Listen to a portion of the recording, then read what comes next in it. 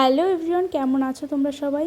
আজকে আমার ছেলের সঙ্গে সারাদিন কিভাবে কাটালাম সেটাই তোমাদের সঙ্গে একটা মিনি ব্লগের মাধ্যমে শেয়ার করছি।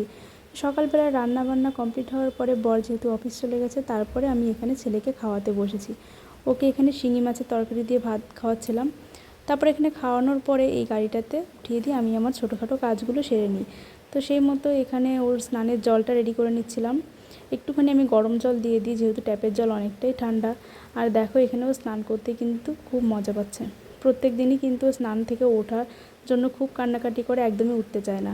তো এখানে স্নান করিয়ে ঘুম পাড়িয়ে দিয়েছিলাম, আর বেশ অনেকক্ষণই ঘুমোচ্ছিল। তো বিকেলের দিকে ভাবলাম একটু নিজের জন্য কফি বানানো যাক। তো চলো এখানে রান্নাঘরে চলে এসেছি কফি বানানোর জন্য। আর এখানে কফি বানাতে বানাতেই কিন্তু আমি রান্নাঘর থেকেই আওয়াজ পাচ্ছিলাম, যে মনে হচ্ছিলো যে উঠে গেছে। তো গিয়ে দেখলাম যে হ্যাঁ, ঠিকই শুনেছি। তো দেখো এখানে ওকে নিয়েই চলে এসেছি রান্নাঘরে।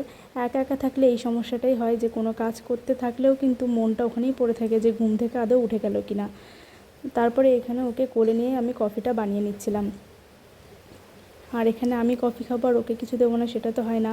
কারণ আমার খাওয়া দেখলে ও ঠিকই কিছু না কিছু চাইবে। তো আমি যখনই কিছু খাই ওকে কিন্তু এরকম এক বাটি মুড়ি ধরিয়ে দিই, আর ও বেশ চুপচাপ বসে এটা এনজয় করে। তো এখানে ও মুড়ি খাচ্ছে আর আমি আমার কফিটা এনজয় করি। তো এইভাবেই আমাদের সারাদিন কেটে যায়। তো তোমাদের ভিডিওটা ভালো লাগলে অবশ্যই একটা লাইক করে দিও।